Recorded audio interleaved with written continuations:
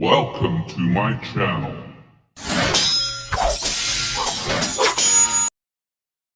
London, a city that never sleeps, where trains roar, people rush, and time waits for no one.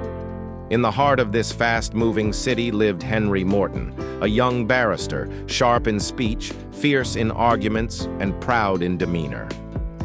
Henry believed that silence was weakness, that victory belonged to the loudest voice.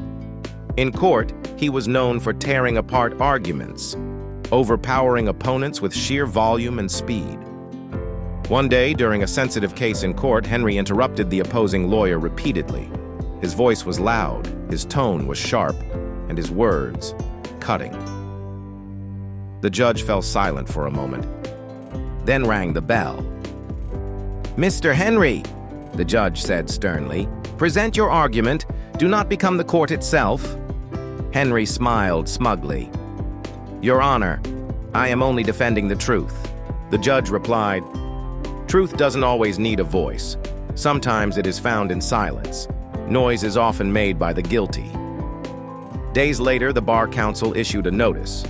Henry Morton's license was suspended for 1 month due to contempt of court and misconduct. For Henry, this wasn't just a defeat. It was humiliation. He returned home angry, slammed the door, and shouted at his sister Sophia, "I spoke the truth, and this is what I get? This world doesn't deserve people who speak up." Sophia, calm and collected, simply said, "Henry, you speak the truth, but so loudly that even the truth covers its ears. Take a break. Go away from this noise. Maybe then you'll finally hear yourself." Reluctantly, Henry packed his bag and left London behind. He traveled north to the hills of the Lake District to meet a retired judge known simply as Mr. Howard. Mr. Howard lived simply, away from courtrooms and microphones, in a small wooden cottage near the forest, surrounded by books, birds, and stillness. Henry knocked. The old man opened the door and asked, "Have you run away from the noise or from yourself?" Henry replied quietly, "I want to learn something new."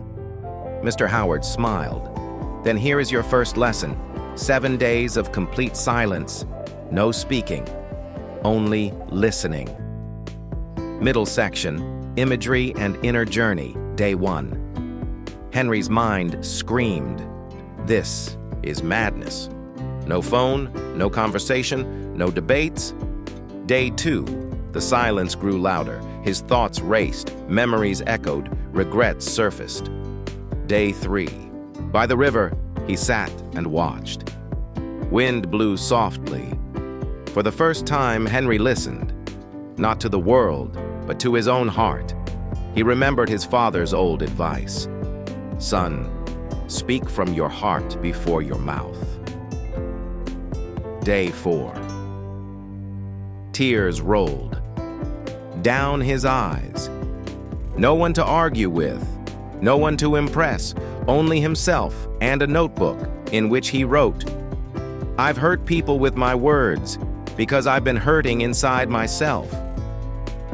Day 5. Henry sat before the hills.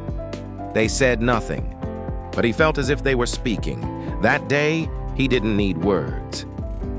Day 6. He walked quietly beside Mr. Howard.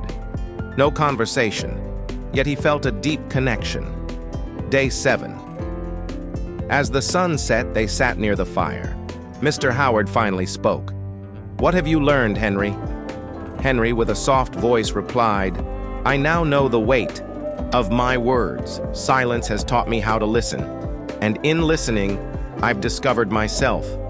Closing, pause, and impact. And so, Henry Morton, the man who once believed that volume equaled victory, was humbled by silence. Because silence is not weakness, it is the strength to hear what the noise hides. 7 days. Just 7 days of silence had taught Henry Morton more than years of law school, arguments, and courtroom victories ever had. When he returned to London, the streets were the same, the noise was the same, the chaos was the same. But Henry was no longer the same. He was still a barrister, but now his eyes held peace, his voice carried calm, and his presence radiated humility. Once, when he entered the courtroom, people would feel tension. Who is he going to cut down today? With his sharp words? Now, when he walked in, people fell silent, not out of fear, but out of respect, because he had learned to listen before he spoke. One day, a deeply emotional case arrived in court. The plaintiff was a helpless woman, facing a ruthless and powerful businessman. The woman's lawyer was timid and unsure, while the businessman's lawyer was exactly like the old Henry, aggressive, loud, arrogant, and relentless. Henry sat quietly, absorbing every word. He made no objection, no interruption. When it was finally his turn to speak, he stood up and calmly said, "Your Honor, the truth does not need to shout, it only needs to be heard." The courtroom fell silent. The judge nodded, and the verdict came. Justice was served. As Henry left the courtroom, a young lawyer came up to him, smirking. "Sir, you used to argue with such fire. Now you barely say a few sentences." Henry smiled gently and replied, "Once, I used to speak, just to win. Now I speak only when I know it's worth hearing. The right words at the right time need no noise." Time passed. Henry didn't just remain a successful barrister. He became a mentor, a speaker, a silent leader. He was invited across the UK to speak, not on law, but on the power of silence. One day, standing on a university stage, he ended his lecture with these words: "Silence is a language that speaks without words. It allows you to understand deeper, feel stronger, and lead wiser. In silence, I found my greatest strength, myself." Henry Morton became a living proof that silence is not the absence of power. It is the mastery of it. We don't always need to raise our voice to prove we're right. Sometimes, the quietest voice comes from the strongest soul. Silence is not weakness. It is awareness, self-control, and wisdom. Listening is not just polite, it is powerful. The strongest people are not the loudest in the room, but those who can stay still and speak when it truly matters.